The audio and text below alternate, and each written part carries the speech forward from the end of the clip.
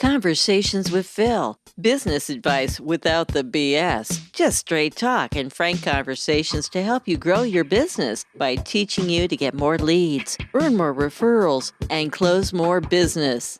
All right, so I get to talk to my buddy Bernie Borges. Bernie is very close to me here down in Tampa. He's just across the bridge. Some people say that's like 100 miles away, but it's not really that far. I'm thankful that Bernie got connected to me by our fellow friend, Michael Edenopoulos. Michael, we miss you, dude. Wherever you are, yes, come out of hiding. Like, seriously, dude, come on. Let us see you. But really. Right, I'm glad to be with Bernie, and he's got his karaoke rig set up, so we'll sing a little Barry White later. What's going on, Bernie?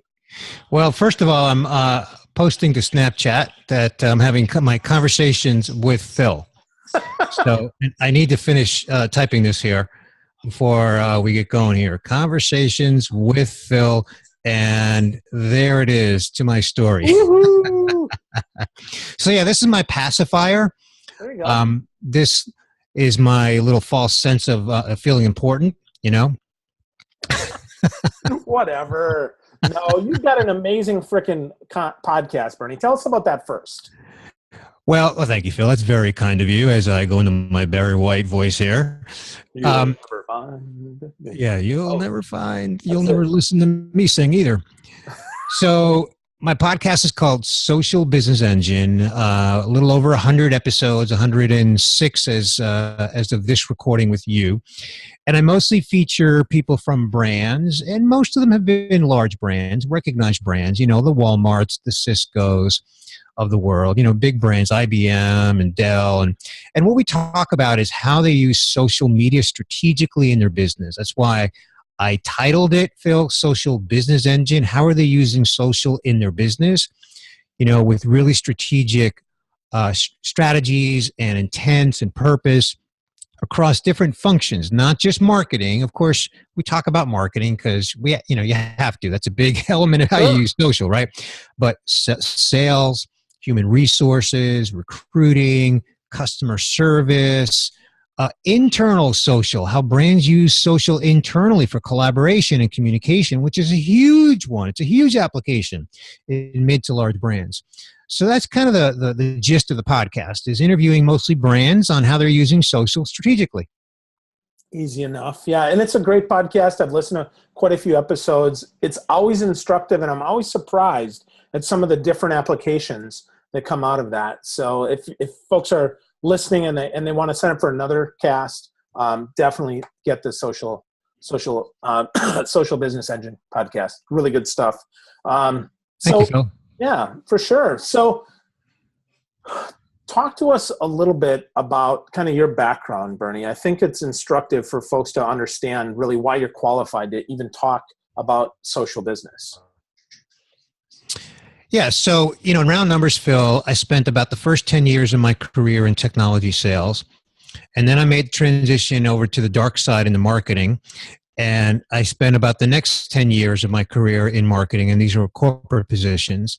And then I launched my agency 14 years ago. So if you're trying to do the math, I entered the workforce when I was 6 years old, in case you're trying to put all that together. Yep.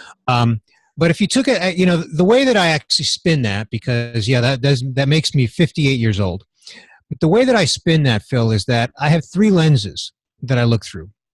I have my corporate lens, my 20 years in corporate positions, right? There's my agency lens that's now 14 years old, where we've serviced agencies on how to do digital marketing. And then as a podcaster, you know, with more than 100 episodes now, where I've had the privilege of interviewing people at big brands like the Walmarts and the IBMs and the Whole Foods of the world on how they're using social. I get such an education just from those podcast interviews. And those three lenses really give me, I think, a privileged perspective on what challenges brands are facing and the kind of things that they need to do to overcome those challenges. You know, like one of the things that I talk about is that I think the marketing department, the deck is stacked against the marketing department. I think, you know, they're just in a really difficult spot because the traditional marketing department, the way it's set up, it can't succeed because the consumer doesn't want to hear from the marketing department because they're hearing from a logo when they are, right? And people don't want to hear from a logo. They want to hear from people. So if the marketing department doesn't get that and then do what I call cross-functional marketing, where they actually go out and recruit people across the business to tell stories and get the stories out of them, then, they're going to have limited results unless they have a pile of money for advertising. Yeah. And even at that. Yeah, I was going to say, even so, I mean, that doesn't make them relevant. Yeah, although you look at Apple, and Apple's whole marketing legacy is largely advertising, right? I mean, I know, you're an old Silicon Valley guy, not that you're old, but you know what I mean. You drive up and down 101 as well as go up into San Francisco, and you see billboards advertising the iPhone. And the funny thing is that, most of us in marketing laugh at the prospect of using billboards, but yet Apple, an iconic brand, is using billboards up and down, 101, all the way up into San Francisco, advertising their iPhone.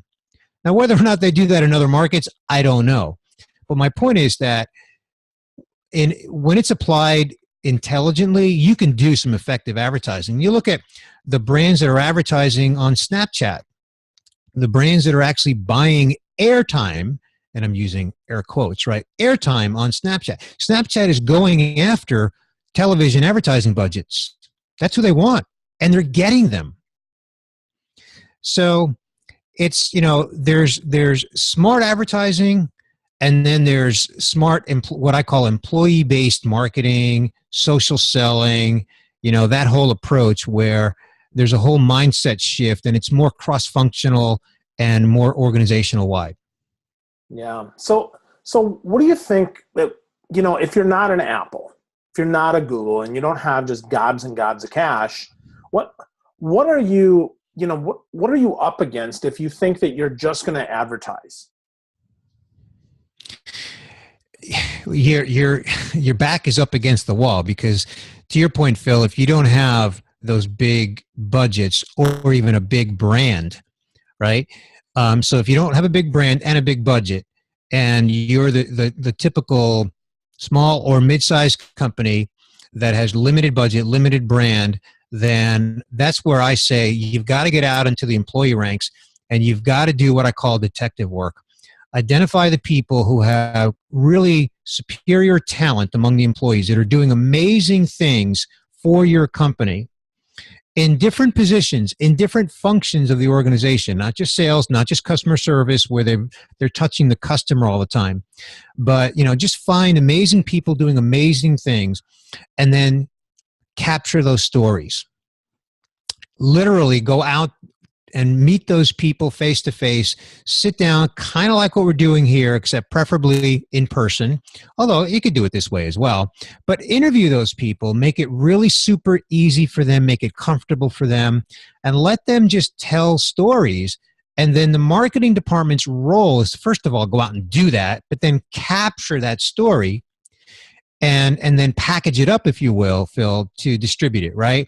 So, you take an interview like this, and how many different ways can we repurpose, a 30-minute video interview, right? I don't have to tell you how many ways, lots of different ways. Yep. Well, that's what the marketing department needs to do, is go find the people that have those great stories in their head, capture it, and then package it and distribute it. Awesome. So why do you think that more organizations don't do that? I mean, you think they're tech phobic? You think they think it doesn't work? I mean, what are you seeing, Bernie? I think they don't know to do that, Phil. Really? I think they just don't know to do that because in my world, I have the privilege to do some speaking on this topic, and when I speak on this topic, more often than not, the reaction that I get from people is, "That's a great idea. I'm really going to look into it." In other words, I'd never thought of that before. Wow. I'm talking about people out in, small to mid-sized companies, not the Apples of the world, right? And they just didn't think of that approach before. The traditional marketing function is all they know. We're the marketing department. It's our job to create the marketing and push it out from the marketing department, from our logo. They just don't think any other way. Yeah, I know. Wow. It's, the old adage, inside baseball, right? I mean, we're inside baseball here, right? Yep. But when you get out into just the masses of marketers in, the middle to small and mid-market, and even some larger companies, they're not thinking this way. Wow. No, I say wow. I know that's true, but you just reinforce that, like, wow, like, holy cow. Simple stuff like that, and that doesn't cost a lot of money. You can take your iPhone, you can take your Android phone, and you can record an interview, at least as a starting point, to get you going. I mean, there's some great tools that are just for your mobile device that can make it sound as good or better than this. Absolutely. Absolutely. And to your point, the tools are right there at our fingertips, and it doesn't cost a lot of money, and it can really cost almost no money at all, except time. And of course, we all know time is money. But if there's marketing people that are on the payroll, then they have to do something productive. So it's a matter of how they spend their time. Yeah, for sure.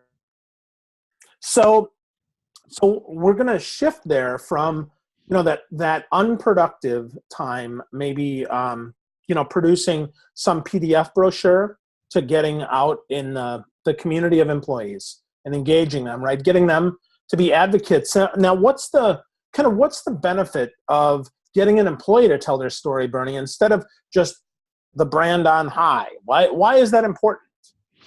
So Edelman puts out a report once a year called the Edelman Trust Barometer. And the last 2 years in a row, they have published data that proves that the consumer believes the employee, what comes from an employee, more so than believing what comes from the brand and even from the CEO of a brand. So simply stated, it's more believable, right? So that's benefit number one. Benefit number two is that, contrary to the concern that executives have, which is, well, if we allow our employees to become storytellers, well, then that means that they're going to get recruited by our competitors. And okay, there might be some element of truth to that, but the truth is, if you're not a good place to work, then there's a greater likelihood of that happening. But if you're a great place to work, what you're actually doing is you're strengthening your bond with that employee by giving them the opportunity to share stories. By giving them a platform, you are strengthening your bond with that employee. So unless you are really a bad place to work, you're actually improving the chance of retaining that employee and strengthening their relationship with you as their employer. So there's two really strong benefits there. Yeah. Consumers trust what employees say, and you can strengthen your relationship with employees. Yeah. Well, and I think not just strengthen that relationship, but you can then get them to share their pride of ownership in that organization by saying, hey, this piece of marketing, they're not calling it that, right? It's this video or this picture or this thing that we did, I was part of. And that really, and telling your friends and family, I work at a place that loves me, is a huge way to get other people to love on your company too, don't you think? Yeah. There's a great story that I remember hearing, and it was a few years ago. It might have been 3 years ago. Chevy did a test where they sat down with a Chevy truck owner, and it was a guy, and it wasn't a guy that had a huge following online. They sat down with him and they just asked him a bunch of questions about, why he drives, the truck that he drives. And after they post-produced it, and they didn't do a lot of big post-production, they just cleaned it up or whatever. They handed it over to him and they said, thank you very much. You really appreciate it. And they just walked away and just said, here it is. Do whatever you want with it. They didn't ask him to do anything with it. And he shared it and his friends shared it, and it just got lots of impressions. And it wasn't because they asked him to, and it wasn't because he had a big following. It was because of his pride. He was so proud to be in that story. That story was about him, not about Chevy. It was about him. Wow. So that's huge benefit, right? That's money that you're not spending on advertising. that you can then recoup, get a real return on your investment, and then pour it back into more effective advertising, wouldn't you say? Yep. Absolutely. Absolutely. I mean, you can, obviously we all know that when you post something on social networks like Facebook and Instagram now, and even to some extent LinkedIn, you're not going to get as much reach from it organically as if you will when you sponsor it, pay for it, right? That's how these social media sites are making their money. So when you can produce content that is authoritative, it's credible, it's believable like that, and then invest in sponsoring and promoting it to a target audience, then that's advertising money well spent. Yeah. Well, you said another magic word there, Bernie, that I think a lot of people, when they listen to this, that they might gloss over, and that is target audience, right? We have to know who we're going after. So please just share, why is target audience so important, and why can we not just market to the masses? Well, I think it's a little bit of a statement of the obvious, Phil, in that, like in my business is not for the masses, and I don't think your offerings are for the masses. So any brand has a target audience. If you think of a retailer of female, girls' clothing, right? Who's that target audience? It's not only girls, but it's probably a certain age range, right? Same thing with, brands like Joseph A. Banks and Men's Warehouse, men's clothing. So you've always got to be delivering your marketing message and your marketing content to the audience that has the greatest probability of influencing your sales. Now, I just snuck in another magic word there, and that's influence. Yep. I'm sure you caught that, Phil. I did. I can't get anything by you. So it's sometimes, the people that influence the target are also part of our target, right? So sometimes the buyer can be our target, but we can also target the people who influence our buyer, right? So in the case of men, sometimes targeting the spouse or the significant others, is a way to get to the men who sometimes are not the best shoppers of clothing, just using that as, one example, right? Mm-hmm. So yeah, I mean, you've got to be spending your marketing efforts wisely on your target audience, which means you have to have a good understanding of who your target audience is. When you're men's clothing, that's pretty straightforward, but in more B2B brands, it gets a little more complex to really define who your target audience is. Yeah, and not to mention, in those B2B brands, it's not just a single decision maker anymore, right? We have a lot of people influencing that decision, don't we? Oh, absolutely. Absolutely. And, in most B2B buying scenarios, the journey is made up of, and I know you know this, Phil, so I'm just kind of sharing this from a conversation standpoint, Yep. But the journey is made up of at least 6 steps, right? From the start of an evaluation all the way to the transaction. There's at least 6 steps in between. And to your point, it's not one person, it's multiple people that are involved in that whole evaluation process. So the B2B seller has to really understand, the buyer's journey, all the roles of the people who are involved in that buyer's journey, and then creating the content and the messaging that addresses the different stages of that buyer's journey. Because someone who's at the end of the journey needs different information than someone who's in the beginning or in the middle, right? So you've got to understand what all those roles are, and then what the different stages are of the buyer's journey, and what they need in those different stages. So the marketing messages have to align to each of those stages. Yeah, so no longer is it one piece of content and you get one sale, right? We have to produce 6, likely times 6, maybe times 6 again, pieces of content to make sure that we address all the roles and all the stages that they could be in. Agreed. And however, though, I think one of the ways that, and this is one of the ways that we do it from an agency perspective, is we may take what we call, one theme, or what Jason Miller has coined the phrase big rock piece of content.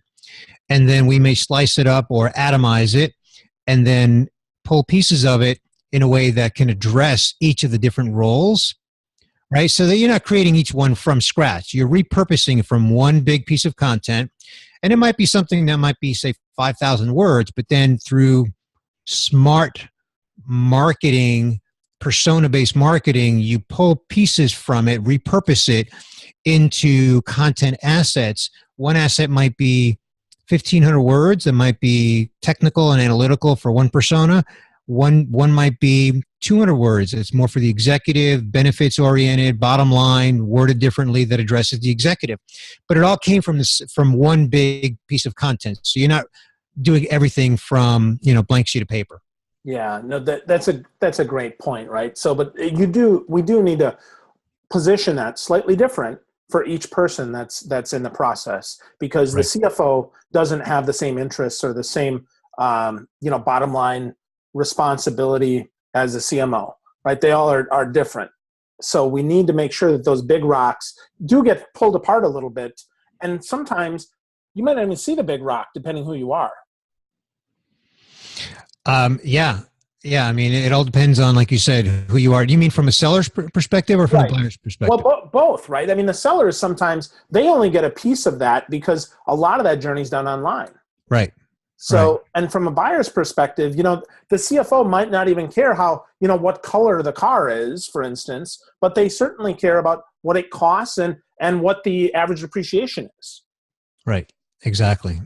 Yeah. And the big rock is more for internal anyway, from the marketer's perspective, is, starting with that big piece of content and then doing the proper repurposing of it for the different personas. Yep. Absolutely.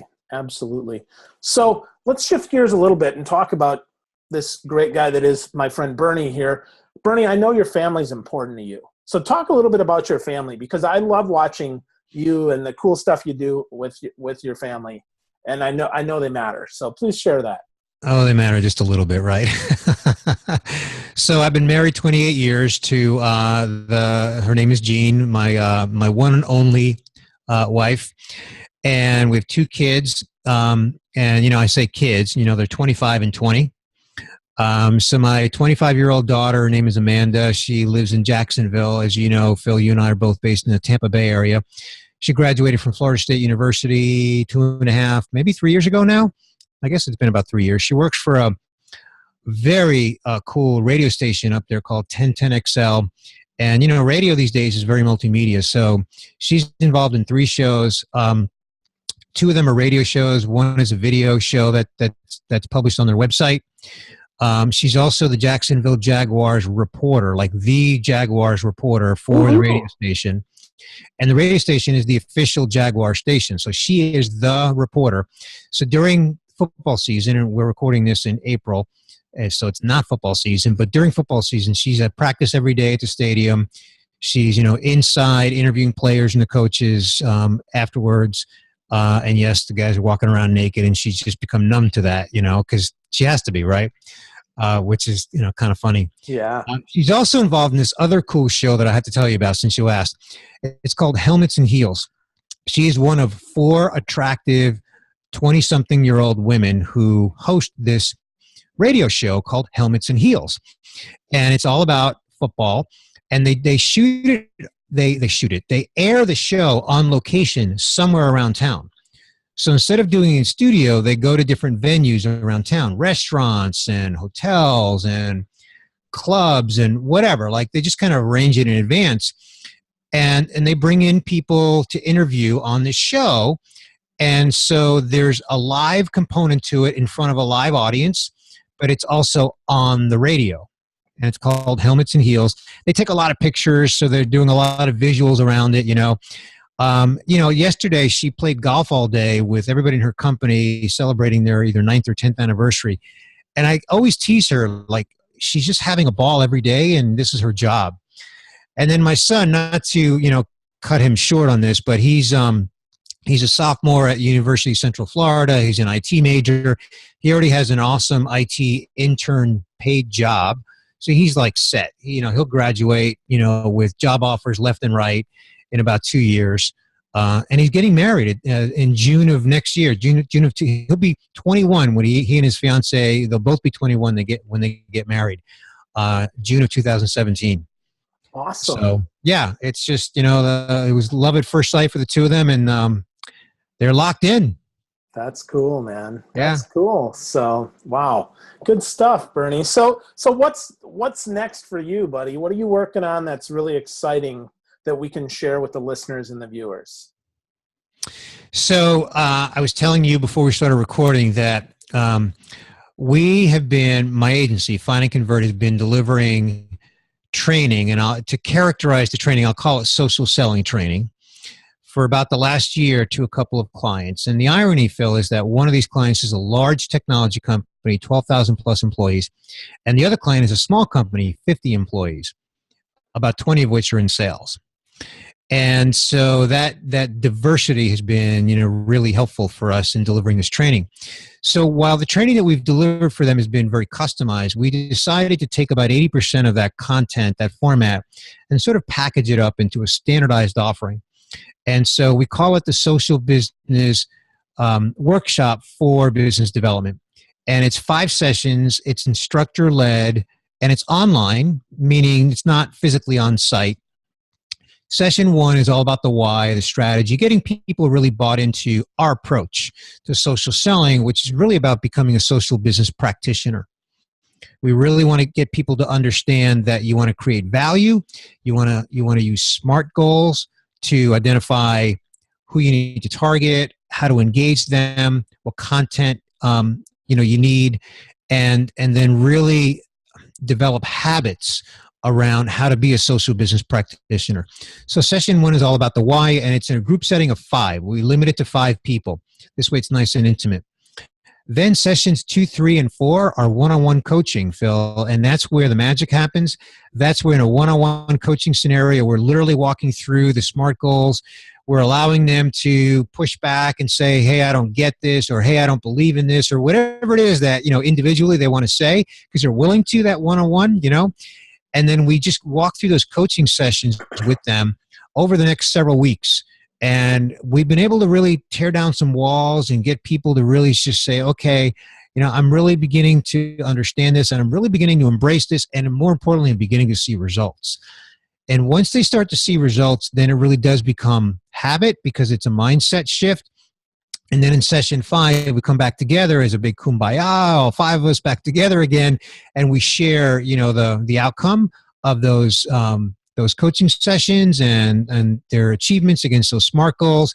And generally speaking, by that time, they're social business practitioners. And then, the floodgates open for them. So we're really excited about that. Like I said, we've been delivering this training for a couple of clients now, and now we're looking to really launch it in kind of a bigger way. And it's called the Social Business Workshop for Business Development. Of course, we've got information on that at socialbusinessengine.com. Cool. Very cool. So, folks, if you want to learn more from Bernie, socialbusinessengine.com. Check out his podcast, read his blog. Fantastic wealth of knowledge. Buddy, thanks for spending some time with me today. I really appreciate it, Bernie. Phil, thank you so much for having me. I really enjoyed it. Yeah, cool.